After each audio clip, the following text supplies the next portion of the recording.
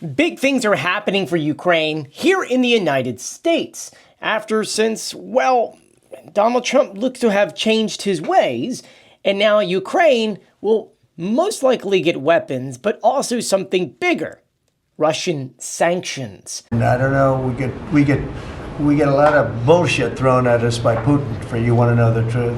He's very nice all the time, but it turns out to be meaningless. Do you want to sanction him? Lindsey Graham has a sanctions bill on Russia. Do you want him to vote? I'm looking at it, yeah. No, I'm looking. The Senate is passed a very tough sanctions bill. Yeah, I'm looking at it. There's a lot that's happening, and so I figured I wanted to break it all down for you between what is going to be sent to Ukraine, who's going to send it, who's going to pay for it, and is this sanction bill actually going to pass? So I figured let's sit down, do a full video. Before we get started, do make sure you subscribe, you turn on notifications, and you give this video a thumbs up. Let's go ahead and get started. You may remember it was about a week ago that aid to Ukraine was suddenly cut off. This would be the second time this happened. The other time was a couple months ago. And Pete Hegseth was the one behind it. He stopped it, didn't really have permission to do so, and everyone thought he was going to get fired for that because he stopped aid to Ukraine at a time in which it was very much needed. Later on, Donald Trump said, he did it at his directive and blah, blah, blah, blah, blah. Fast forward until July 2nd, when aid to Ukraine once again was stopped. And it wasn't one of those in which everyone knew it was coming. No one knew it was coming. DOD didn't know. Trump administration didn't know, European leaders didn't know, and then, most importantly, Ukraine had no idea, which was one of those, wait a minute, how did we get here? No one told us. We could have prepared for this. What's going on? Well, as we're finding out, thanks to a new report by the Wall Street Journal, when Donald Trump spoke to Zelensky on July 4th, he told Zelensky that he's not responsible for what happened here. He did not call for the end of weapon shipments to Ukraine. What he did do is that he told Pete Hegseth, we sent a lot of missiles and rockets to Israel in the Middle East. We need to look at our stockpile and do a complete review to see exactly what we have. And then Pete Hegseth, under his own direction, which he signed off on by himself, not telling anyone, stopped all aid to Ukraine, which, given what Russia has been doing every single night, was sort of like a celebration for the Russians. Because in their mindset, they went, no more weapons to Ukraine? That's great. We'll just send more missiles, more rockets, and dwindle down the Ukrainian stockpile of anti-air defense systems and things like that. And it'd be a win for us. And remember, Russia is having a new list of demands and things that have came out. This was just icing on the cake. And as maybe information got out and backlash started coming, they started walking back those comments, and it all led up to what happened last night. You see, Trump had the Israeli prime minister at the White House, and they were having dinners, and Trump was asked whether or not aid to Ukraine would go back. Ukraine, Mr. President, are you planning to send more weapons to Ukraine? We're going to send some more weapons. We have to. They have to be able to defend themselves. They're getting hit very hard now. They're getting hit very hard. We're going to have to send more weapons. Yeah, defensive weapons primarily, but they're getting hit very, very hard. It's very sad. So many people are dying in that mess. And he's not wrong. If you don't know, obviously this war has been going on for over 3 years, but the top 5 largest attacks on Ukraine when it comes to drones and aerial attacks, the top 5 took place in June, because Russia is now seemingly sending over 400 drones almost every single night, with the promise to potentially send 1,000. And the reason why they do this, it's a mix of many different things. There are drones, Shahed drones, that actually have munitions on them. There are decoy drones, which confuse Ukrainian air defense systems to take them down. And they do that so that they could shoot through ballistic missiles, cruise missiles, Kinzhals, and things like that to override the Ukrainian system. Now, if Russia was planning on doing that every night for, I think we estimated about 3 weeks, Ukraine would run out of things. Remember, there was thousands and thousands of missiles that Ukraine depended on that was kind of moved over to Israel. I guess because the United States knew at that time that the attacks were going to be taking place, and so they needed to move things, but they didn't help Ukraine. Russia continued, actually harder. That's why June saw the highest amount of rockets and or aerial targets inside of Ukraine. But what we really saw happen to get us to this moment in which we saw Donald Trump kind of change his mind is the last conversation he had with Putin, in which we did a video about this not too long ago, where Putin said to him on the phone that he's not going to stop, that he will keep going. And then that night launched the largest ever aerial attack on Ukraine, including over 550 aerial targets, which, as I had mentioned before in my TikTok videos, was a smack in the face to Donald Trump. Remember, Donald Trump wanted to try things by diplomacy. He wanted to talk to Putin. He wanted Ukraine and Russia to sit down. He thought that that would change something. He felt that the previous administration under Biden did not allow that, even though all European leaders, including Zelensky, all said the same thing. You can't negotiate with Putin. Putin wants what he wants, and then some. In which, we're seeing new demands from Russia just yesterday from the Russian foreign minister, Lavrov, in which, if you haven't actually kept record of what exactly is going on here, of course, they don't want Ukraine to expand. They don't want them being a part of NATO and or the EU, okay? They want Ukrainian soldiers to surrender where they are now so they could take over the territories they hold and the territories that Russia doesn't hold. We're talking about the rest of the 5 oblasts that essentially Russia is claiming is theirs, even though it wasn't because it was a sham election. As you move forward, Russia wants Ukraine to demilitarize. They don't want any more trainings to take place. They want Ukraine to destroy all Western weapons ever given to them, essentially making Ukraine defenseless, and they could just kind of continue through, in which we saw, the NATO chief, Mark Rutte, say, Russia is planning to continue. We saw the Ukrainian commander-in-chief Syrskyi just announce that Russia is amassing troops on 3 different fronts: Sumy, Kharkiv, and then right now in Zaporizhia. Let's not forget about they're doing it already in Donetsk.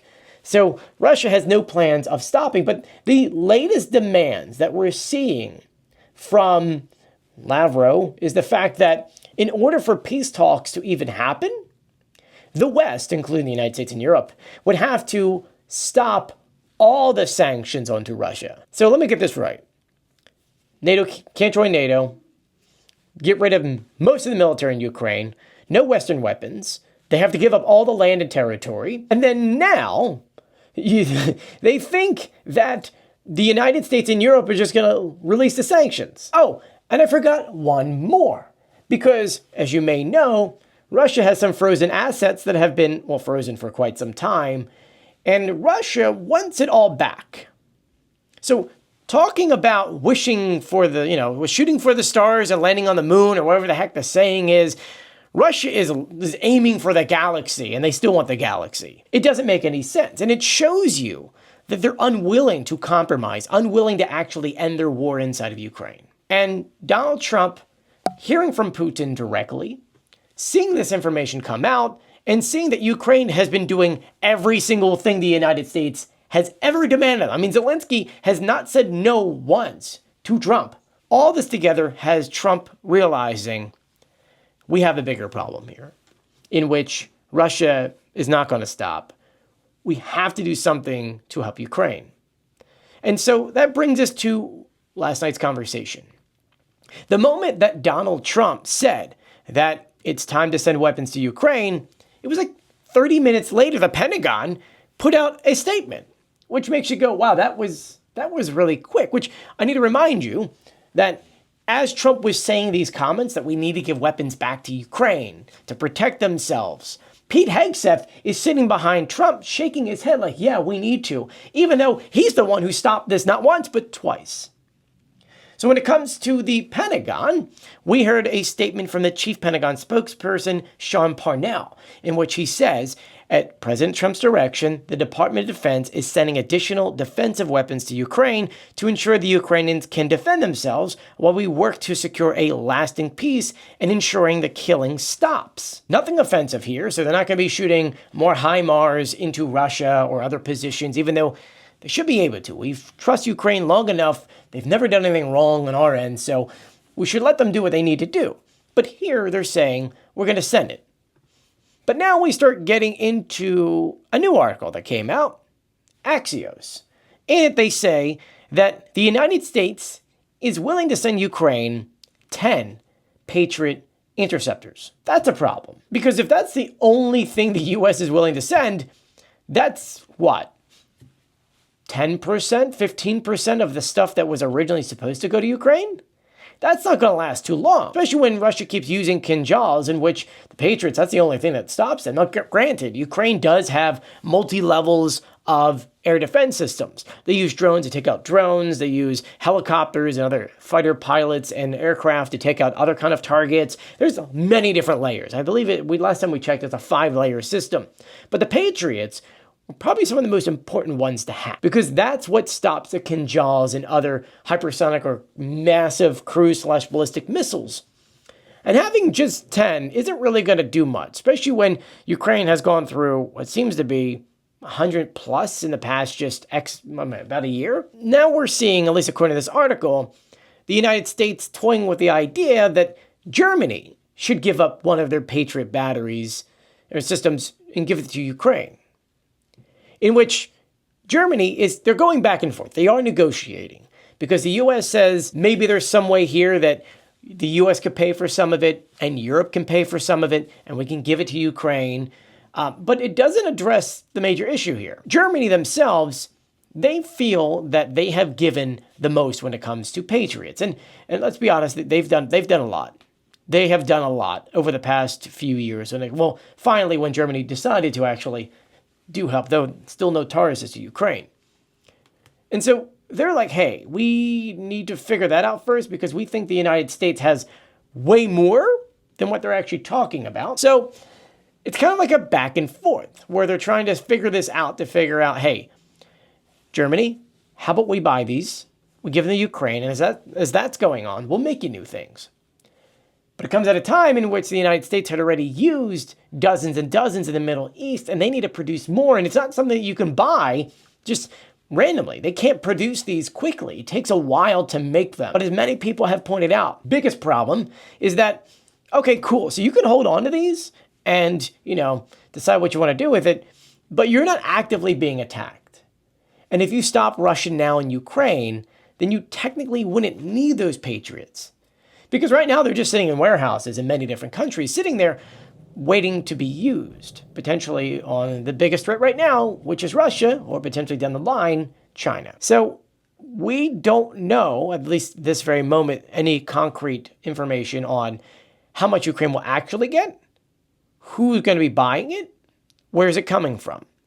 We do know from some sources that there are roughly about, 30 to 40 Patriot interceptors inside of Poland that could be given to Ukraine, which I believe that original 10 that Trump or the Axios is talking about is from that stockpile, because it mentions that it would be instant. And you say to yourself, oh, instant, that means it's in that warehouse in Poland, ready to be sent over. But the one story that I don't think many people are talking about, mostly because, as I'm recording this video now, hasn't fully been confirmed yet, but I'm talking to my back channels and they're giving me some information that the sanctions bill will finally be hitting the floor this week. If you remember, I sat down with Senator Blumenthal where we talked about the Russian sanctions bill. It was a pretty big bill, but we went through it, and essentially, if you don't know, pre-war, Russia, when it comes to oil, their GDP depended on 1/4, okay? Once the war began and companies pulled out of Russia, it got to a point to where, guess what? 1/3 depended on it. And as we're sanctioning these Russian shadow fleets, as we're going after and stopping a lot of this Russian oil from being sold and capping Russian oil, Russia isn't making as much. So sanctions work. They are working. Contrary to what a lot of people think, they cause a lot of damage on Russia. And actually, we're seeing that play out now, right? Because we are seeing one of Russia's largest ever billionaires, Russian oligarchs, be held at his private $50 million aircraft, which is it's crazy to me to think that a private jet can cost that much. But we're seeing Konstantin be stopped at the airport on his way out because Russia claims that he's, the investigation's taking place and there's money issues and blah, blah, blah, blah. But realistically speaking, Putin needs his money. And I'm pretty sure you've seen this picture floating around as this billionaire is sitting in his $50 million aircraft sitting there. And if you don't know the oligarch we're talking about, it is the Russian billionaire oligarch Konstantin Strukov. He is the latest in the Russian world of richest people who may be losing their money very soon. Because as he was trying to, as they're saying, flee the country, he was going to Turkey, and the moment that he was getting ready to back out, boom! Here came the Russian military police, or really special forces, to stop his aircraft. They took his passport, they confiscated his aircraft, and now he's on a travel ban, in which ultimately, if you actually look at it, they're saying that, there's all these issues with his company, and realistically speaking, they're trying to nationalize and steal his company and take his money because Russia's economy is not doing well. And so we're seeing all these things happen together. Add this all together with this Russian sanctions bill, in which not only sanctions Russia, but also countries that buy the Russian gas and oil. What's going to happen? Those countries are going to turn around and go, it's cheaper to buy that stuff from the United States or other countries than it is from Russia, which means Russia could potentially see a massive drop. I would honestly not be surprised that the second that the official announcement that the sanction bill is coming to the floor, that the Russian price of gas and oil starts tanking worldwide. Because we're seeing the United States drill, baby, drill. We're seeing other countries drilling a lot more. And then we're seeing Russia not keeping up with demand. And so what we will see, potentially, is this beginning the end for Russia. Donald Trump tried his way. It didn't work. Putin said to him, I'm done. And Trump is realizing, in a symbolic way, but not because I don't know if he actually looked at him as a true friend. He's realizing that Vladimir Putin has been lying to him this entire time. Something which, unfortunately, he wanted to find out on his own, even though it's something that you and I knew for many, many years, since 2014. Ever since we had Obama pretty much give away Crimea. But that leads us to, once again, today. I am going to be doing my best to speak to senators all day today. I've already sent out multiple emails to senators, not to do interviews, but to make sure that everyone's still on board. So that when John Thune throws down that sanctions bill on the floor in the Senate, that we get as close to a 100% voting in favor of this bill, which I will tell you that Senator Blumenthal said to me that it's one of those things in which this is such a big bipartisanship bill. We're definitely in the high 90s. So that kind of makes me happy. The grand question is, will Donald Trump actually sign it? And I think that if it happens within the next few days, that answer is yes. But let me know what you think about this in the comment section below. If you haven't done so yet, please do me a big favor and sign up for my Substack newsletter. The link to that is in my bio. You'll get videos like this emailed out to you. It is free. There is a paid version of it in which you can have your name at the end of this video, for example. But I want to thank for everyone who's already signed up. We're at 2,000, so thank you, everyone. I greatly appreciate it. I'll be sure to keep you guys updated on everything. So once again, please do make sure you are subscribed, you turn on notifications, and you give this video a thumbs up. I'm Joey. Stay safe.